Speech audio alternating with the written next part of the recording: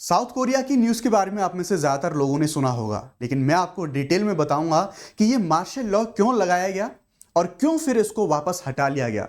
जिस टाइम पे ये मार्शल लॉ लगाया गया उस टाइम पे क्या क्या घटनाएं घटित हुई और साउथ कोरिया के इतिहास में ये बहुत सारे इतने वर्षों के बाद दोबारा से ये कंडीशन हमें क्यों देखने को मिली है।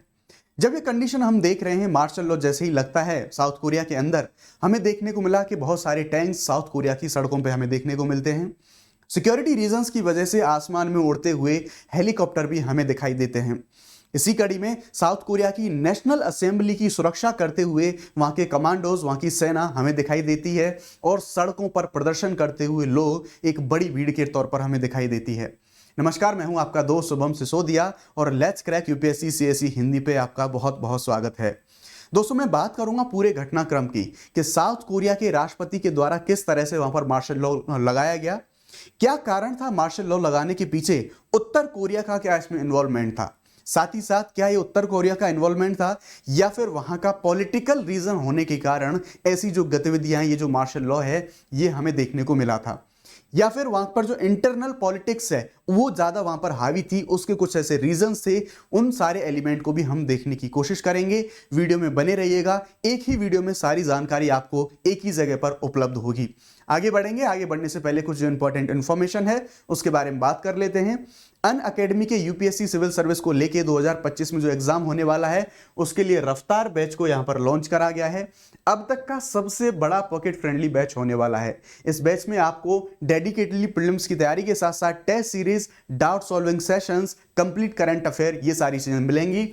ज्यादा से ज्यादा डिस्काउंट के लिए आपको मेरा कोड यूज करना होगा एंड द कोड इज शुभ50। This is my code. आप ये कोड यूज करते हैं तो आपको सबसे ज्यादा मात्रा में जो डिस्काउंट है वो आप प्राप्त कर सकते हैं। न्यूज के बारे में बात करते हैं, क्या है न्यूज। तो ऐसे बहुत सारी न्यूज फ्लोट हो रही हैं, बहुत सारे आर्टिकल्स रिलीज हो रहे हैं। यहां पर आपको देखने को मिलेगा कि 6 hours of chaos in South Korea, tanks and jets take over street as president imposes martial law. 6 hours यानी कि 6 घंटे के लिए ऑलमोस्ट से बहुत बड़ा केओस हमें साउथ कोरिया में देखने को मिलता है जब राष्ट्रपति के द्वारा वहां पर मार्शल लॉ लगाया जाता है। हालांकि इसको विड्रॉ कर लिया गया। कारण क्या था कि सिर्फ 6 घंटे के लिए ही ये जो मार्शल लॉ है, ऐसी केओस की कंडीशन है वो हमें देखने को मिलती है। क्यों इसको कुछ घंटे में हटा लिया गया वो भी मैं आपको बताऊंगा। इसी तरह यहां पर देख सकते हैं, यहां पर इनके द्वारा जो मार्शल लॉ की घटना है इससे रिलेटेड बहुत सारे जो आर्टिकल हैं वो हमें देखने को मिलते हैं। शुरुआत से डिटेल में क्रोनोलॉजिकली तरीके से समझने की कोशिश करेंगे क्या पूरा मामला हुआ था। उत्तर कोरिया से खतरा, यानी कि यह हवाला दिया गया था साउथ कोरिया के राष्ट्रपति के द्वारा कि उन्हें उत्तर कोरिया और जो साम्यवादी ताकतें हैं उनसे उनको खतरा है। ये होने के साथ साथ और जो कुछ विपक्षी ऐसी गतिविधियां हो रही हैं विपक्षी पार्टियों के द्वारा, उनका हवाला देते हुए राष्ट्रपति यून सुक योल उनके द्वारा मार्शल लॉ की घोषणा कर दी गई। इस घोषणा में हम देखेंगे तो उत्तर कोरिया से खतरा बताया गया और विपक्षी गतिविधियों का हवाला देते हुए यह मार्शल लॉ की घोषणा पर करी गई थी। ये जो आदेश इनके द्वारा जारी करा गया, ये सभी राजनीतिक और संसदीय गतिविधियों पर प्रतिबंध लगाया गया। मार्शल लॉ में जैसा हम जानते हैं कोई भी कैसी भी पॉलिटिकल टाइप की ऐसी एक्टिविटी नहीं होगी और जितनी भी सारी जो हम और अन्य हमारी जो संसदीय गतिविधियां हैं इनको भी रोक दिया गया। बिना वारंट के गिरफ्तारी करने के आदेश हैं वो जारी करे गए। सेना को ज्यादा ताकतें दे दी गई, यानी कि पूरे पॉलिटिकल सिस्टम को चेंज कर दिया गया। सेना के हाथ में सारी शक्तियां हैं वो दे दी गई। किसी प्रकार की कोई भी फर्जी खबरें नहीं फैला सकता था। जनमत को कोई प्रभावित करने को भी गैर कानूनी घोषित कर दिया गया, यानी कि पॉलिटिकल जो चेंजेस हैं उन सारी चीजों को भी रोक दिया गया और हवाला दिया गया इसके पीछे कि साम्यवादी शक्तियों से खतरा है और साथ ही उत्तर कोरिया का हवाला दिया गया। लेकिन रियलिटी एक ये थी कि यहां पर हम देखेंगे बहुत सारी जो अलग अलग कंडीशंस थी उनके बारे में बात करते हैं कि इसके पीछे का मुख्य जो कारण है वो मुख्य कारण क्या था। जो पुलिसकर्मी थे, जो कि सेना थी वहां की, उनको नेशनल असेंबली परिसर में जो प्रदर्शनकारी आ रहे थे उनको प्रवेश करने से रोक दिया गया। यानी कि जब यह आपातकाल की या फिर हम कहेंगे मार्शल लॉ की घोषणा करी गई तो इस घोषणा के विरोध में जो प्रदर्शनकारी लोग हैं वो आए थे नेशनल असेंबली पे। क्यों? क्योंकि विपक्षी पार्टी के जो लोग हैं, जो सदस्य हैं, उनके द्वारा यह आह्वान करा गया था लोगों से कि आप ज्यादा से ज्यादा संख्या में जो नेशनल असेंबली है वहां पे पहुंचे। तो जब लोग एंट्री कर रहे थे तो सुरक्षा बलों के द्वारा उनको रोका गया, उनको रोकने की कोशिश करी गई। साउथ कोरिया में ऐसी बात नहीं है अभी लगा हो, लेकिन हां बहुत पुराने समय पे लगा था। आखिरी बार जो मार्शल लॉ है 1980s में देशव्यापी जब विद्रोह हुआ था तो उस दौरान 1980 में ऐसा मार्शल लॉ हमें देखने को मिला था।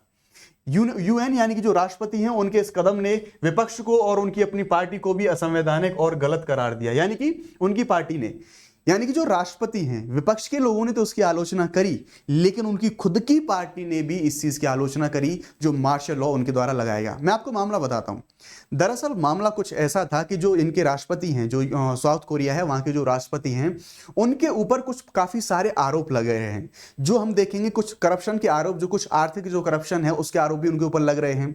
और उनकी जो लोकप्रियता है साउथ कोरिया वो काफी कम होती जा रही है। यानी कि पॉलिटिकल जो विपदा है उनके सामने वो है, राजनीतिक समस्या का वो सामना कर रहे हैं। लोकप्रियता उनके हाथ से जा रही है। उन्हें ये खतरा है, उन्हें ये डर है कि उनका जो पद है वो पद जा सकता है। इन सारी घटनाओं के कारण ये जो पूरा मार्शल लॉ है, इस मार्शल लॉ को लगाया गया था, लेकिन उनकी खुद की पार्टी के द्वारा उनके इस कदम का विरोध करा गया। विपक्ष के द्वारा तो इसका विरोध करा ही गया था। इसी में हम देखेंगे कि किस तरह से विपक्ष की पार्टी के द्वारा इनका त्यागपत्र लेने की बात करी गई थी। इवन ये भी बोला था अगर इन्होंने रिजाइन नहीं दिया तो फिर हम महाभियोग लाने की जो प्रक्रिया है उसको हम शुरू करेंगे।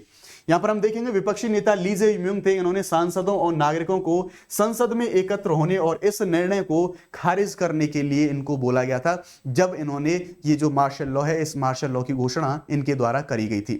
कुछ ही घंटों में संसद ने 300 में से 190 सदस्यों की मौजूदगी में इस निर्णय को खारिज कर दिया गया। यानी कि जब इनके द्वारा जो मार्शल लॉ लगाया तो वहां की नेशनल असेंबली के द्वारा ये जो सारे सांसद थे, इन सांसदों में आप देखेंगे 300 में से 190 सांसदों ने इनके अगेंस्ट में वोट किया। और जब ये पूरी प्रक्रिया अपना ली गई, संसद ने जब इस पूरे प्रस्ताव को हटाया, तो मजबूरन इनको मार्शल लॉ को वापस लेना पड़ा। राष्ट्रपति यूएन ने इसे मान्य करना पड़ा और मार्शल लॉ को इनके द्वारा हटा लिया गया। CNN की रिपोर्ट आप यहां पर देख सकते हैं कि इनके द्वारा कुछ ही घंटों में जो मार्शल लॉ है, इस मार्शल लॉ को हटा लिया गया। यहां पर यूएन जो राष्ट्रपति थे, इन्होंने मई 2022 में सख्त रूढ़िवादी नीतियों के साथ में जो वहां पर ये राष्ट्रपति बने थे, लेकिन अप्रैल में विपक्ष द्वारा आम चुनाव जीतने के बाद में इनकी जो सरकार है, इनकी जो लोकप्रियता है साउथ कोरिया में, वो लोकप्रियता में कमी काफी हमें देखने को मिली थी। और यही राजनीतिक भय के कारण, ये लोकप्रियता कम होने के कारण इनको अपने पद से हटने का भय, इसके कारण जो मार्शल लॉ है, ये लगाने की सारी चीजें हमें यहाँ पर देखने को मिलती हैं। यूएन जो वहां के राष्ट्रपति हैं, ये पीपल्स पावर पार्टी है, इनका प्रतिनिधित्व करते हैं और मई 2022 से साउथ कोरिया में ये राष्ट्रपति बने हुए हैं। ये इनके द्वारा थोड़े समय के लिए लगाया गया था। ये सारा पूरे कुछ घंटे का कैओस हमें देखने को मिला था। क्यों हमने ये जो वहां पर से जो सारी चीजें हैं, ये जो मार्शल लॉ है, इसको वापस इन्होंने विड्रॉ करा था, क्योंकि खुद की पार्टी ने भी इस चीज का विरोध करा था। इनको कोई किसी प्रकार का सपोर्ट यहां पर काफी अच्छी मात्रा है वहां पर देखने को नहीं मिलता। विपक्षी जो डेमोक्रेटिक पार्टी है, इसने ये घोषणा करी कि यदि राष्ट्रपति यूएन तुरंत पद से इस्तीफा नहीं देते हैं तो उनके खिलाफ महाभियोग की प्रक्रिया है, इस महाभियोग की प्रक्रिया को शुरू करा जाएगा। इतना ही नहीं कि राष्ट्रपति का जो रिजाइन है वो मांगा जा रहा है, बल्कि जो रक्षा मंत्री हैं वहां के, जो इन सारी चीजों के लिए भी काफी जिम्मेदार हमें देखते हैं मार्शल लॉ के लिए, जो राष्ट्रपति पीपल्स जो पार्टी के नेता हान डंग हून, उन्होंने जनता से माफी मांगी। यानी कि इन्हीं की पार्टी के जो नेता थे, जनता से माफी मांगी और देश की रक्षा मंत्री को बर्खास्त करने की उनके द्वारा मांग करी गई कि जो रक्षा मंत्री थे, उन रक्षा मंत्री को बर्खास्त किया जाना चाहिए। ऐसी कार्रवाई की डिमांड उनके द्वारा करी गई। ये जो पूरा कैओस था, मार्शल लॉ लगाया गया था, क्या कारण था, क्या इनके द्वारा तर्क दिया गया था, कैसे सारा घटनाक्रम हुआ, ये सारा पूरा हमने कार्यक्रम देख लिया है। अब आपके लिए क्वेश्चन है, भारतीय संविधान में राष्ट्रीय आपातकाल जो लगाया जाता है, वो कौन से भारतीय संविधान के किस अनुच्छेद के तहत जो चर्चा है वो चर्चा करी गई है? आपको ऑप्शन में जवाब देना है। मैं आपको 3 ऑप्शन देता हूं, आर्टिकल 356, आर्टिकल 352, आर्टिकल 360, आर्टिकल 365। आपको ऑप्शन में आंसर देना है। Option number A, option number B, option number C और ऑप्शन नंबर डी। कमेंट में आपको आंसर देना है और अपना जो आंसर है वो आपको बताना है। Thank you very much. I hope आपको इन्फॉर्मेशन अच्छी लगी होगी। वीडियो आपको अच्छा लगा है तो वीडियो को लाइक जरूर करें। Let's crack it. Bye bye.